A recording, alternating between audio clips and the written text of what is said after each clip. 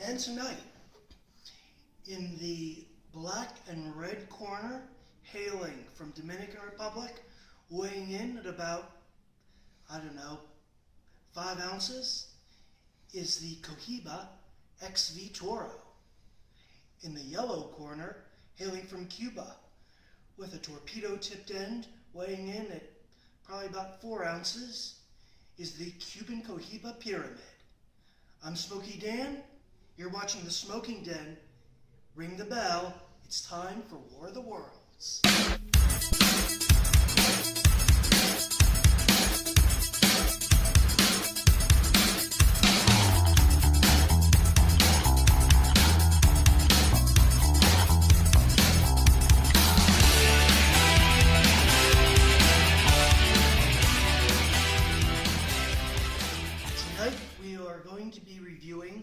Doing a back-to-back comparison of quite possibly the big daddies, the Big Mac daddies of the cigar world. This is the Cuban Cohiba.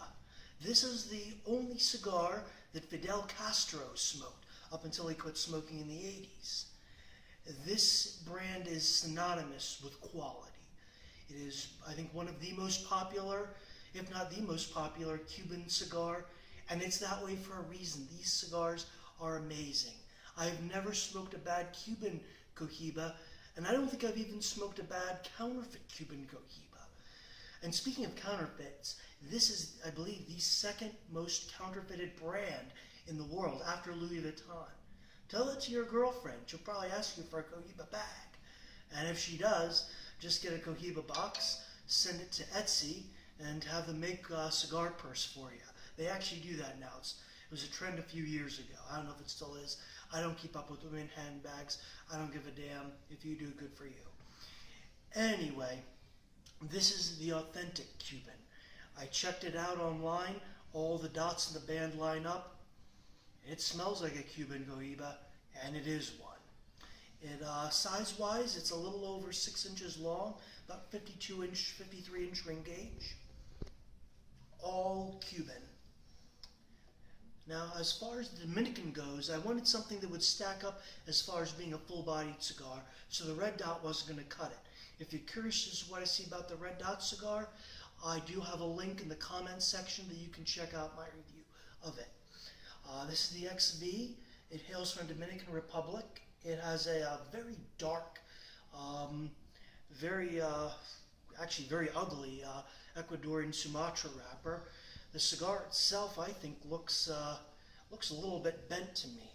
I don't know why, but it is considered very full-bodied. I've smoked one of these once, and it is a full-bodied cigar, if I remember correctly, courtesy of a Nicaraguan and Dominican Ligero fillers. Now, which one reigns king? You know, you would think that the Cuban would, but I think that this Cohiba from the DR will put up a fight, but we'll see. Give them both a little clip here.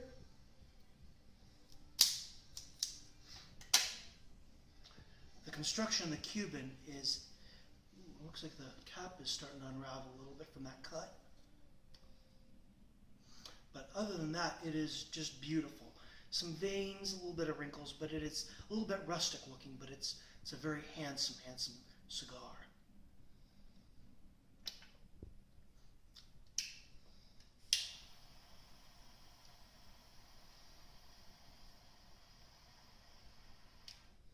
Toast that up.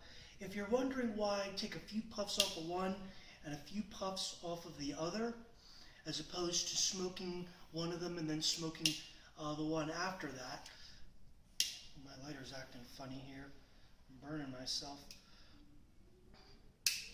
It's because if I do a couple puffs on one and a couple puffs off the other, I get an instant sort of snapshot of what each cigar is doing. I can give the most accurate comparison. I'm going to go with the matches for this because I'm burning my hands on my lighter. And I've been doing back-to-back comparisons of this, like this, for about 10 years. When I started back in the day, how long was it ago? Anonymous cameraman, where how long ago was it you were living in media? I don't know, about 10, 12 years ago.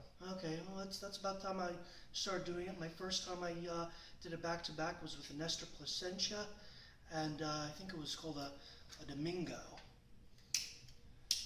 Santa Domingo, sounds about right.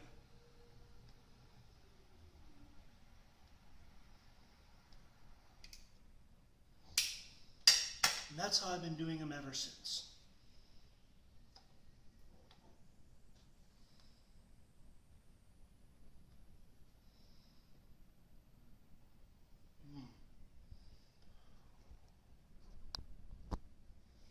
Wow.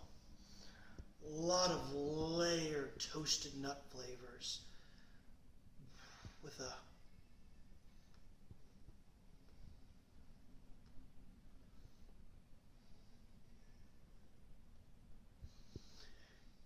and all that layered and toasted nut leather, and it's got a little bit of leather that's just coating the top palate with a tiny bit of cream on a nice lingering after finish.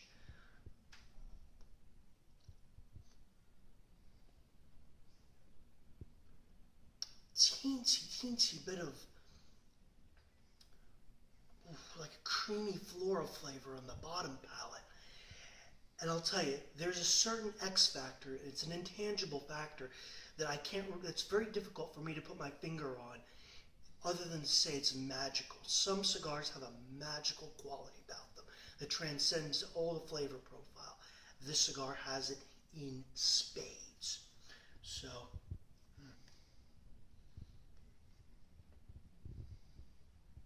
oh God, that's good.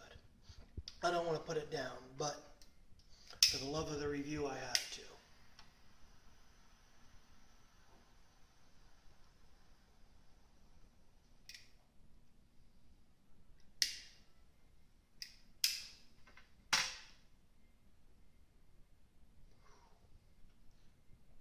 Oh, this is delicious too.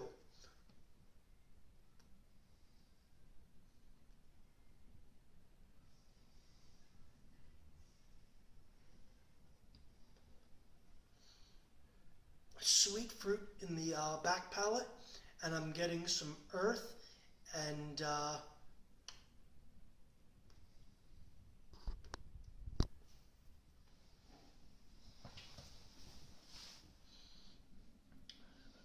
some sweet leather coming in on the retrohale and the front palate.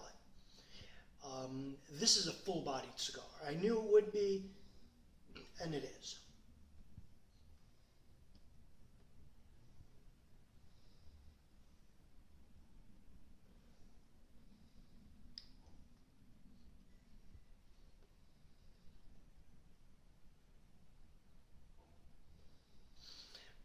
That sweet fruit is coming in, and it's mingling in the front palate too with the earth. It's coming in with a teeny bit of leather, and I'm getting some toasted nut flavors in the finish.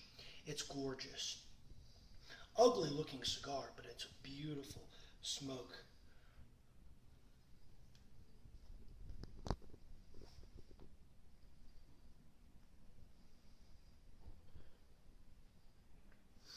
The Cohiba, on the other hand, is a medium-bodied cigar. It doesn't have quite the punch.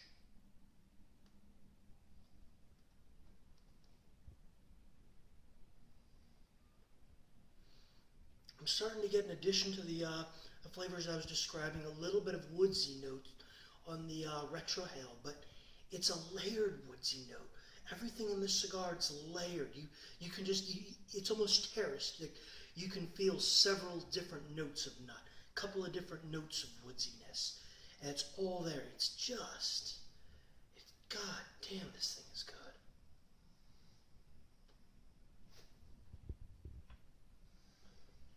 Yeah, that woodsy notes starting to evolve a little bit more on the Cuban.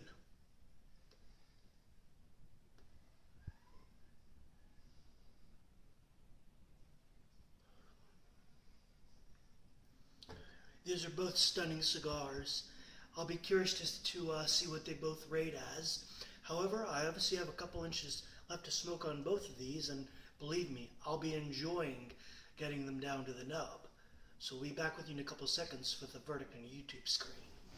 And we're back with the verdict on the War of the Worlds. And we're going to start off with the Dominican cigar. One thing I forgot to note is this was, at one point, a 6 by 52 inch Toro. And it is quite a wonderful cigar.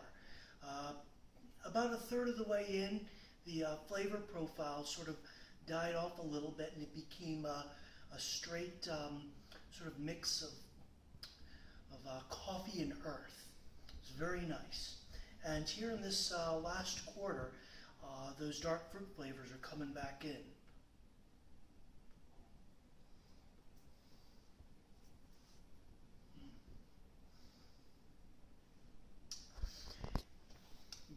Beautiful white ash. The burn has been perfect. The draw has been just a little bit on the tight side, but not enough to make it unsmokable by any stretch. It is a full-bodied cigar, but it never really lets on that it's a full body. You know it's full body in the gut, but the flavors are so smooth that, you know, it's like I say, you know it's full bodied, but doesn't quite come across as being full bodied. More medium to full bodied.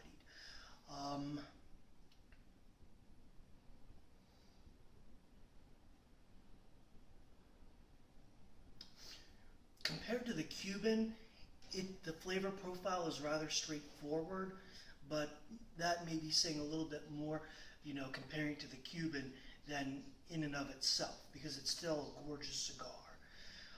I'm going to give it an 8.5 out of 10. I paid $17 for this stick. I think I overpaid by about $5 because you can find them for about $12. I think for $12, it's a great cigar. Go ahead and buy it.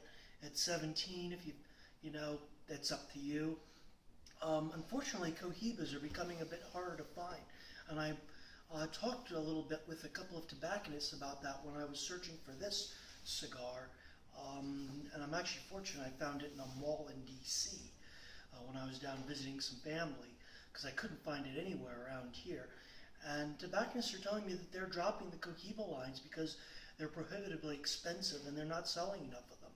So if you can get your hands on one, you know, and it's not too high for you, go for it.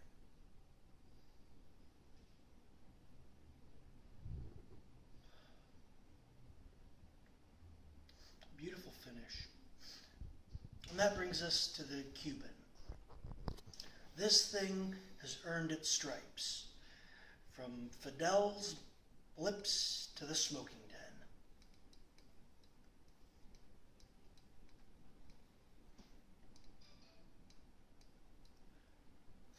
Typical ugly Cuban ash, perfect draw, perfect burn.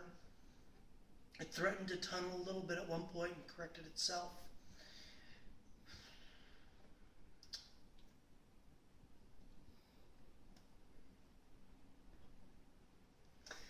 I didn't hold its ash so well there, but this is a cigar, as far as the flavor profile goes, that really transcends review. It is difficult for me to even to really describe the flavor profile, and that it's just magical, and that really is the sort of, for me, the defining point of a perfect cigar. It's tough for me to make. It's just perfect. And that's almost the only way I can describe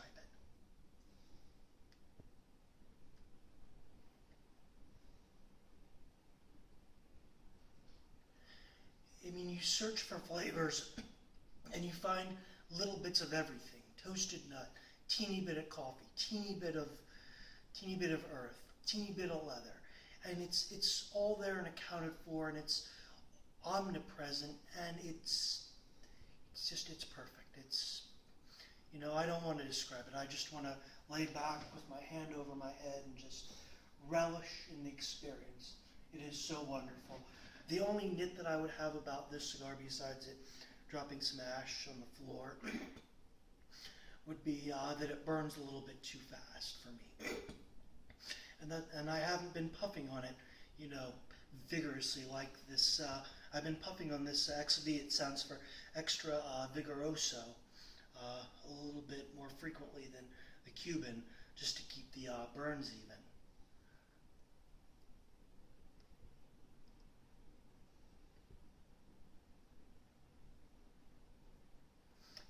A little bit of cream, stunning, leathery, almost a slightly minty finish.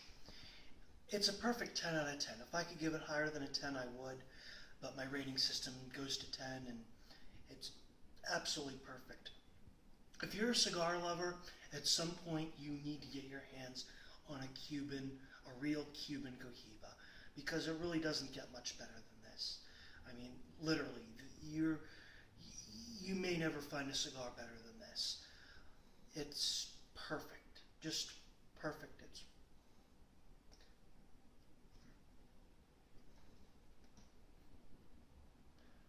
I've said enough. You get the idea. In any case, it's been a pleasure reviewing both of these cigars. If you're new to the channel, hit the subscribe button, hit the like button, and feel free to leave a comment. In any case, keep smoking whatever you're smoking. We'll see you around for the next review.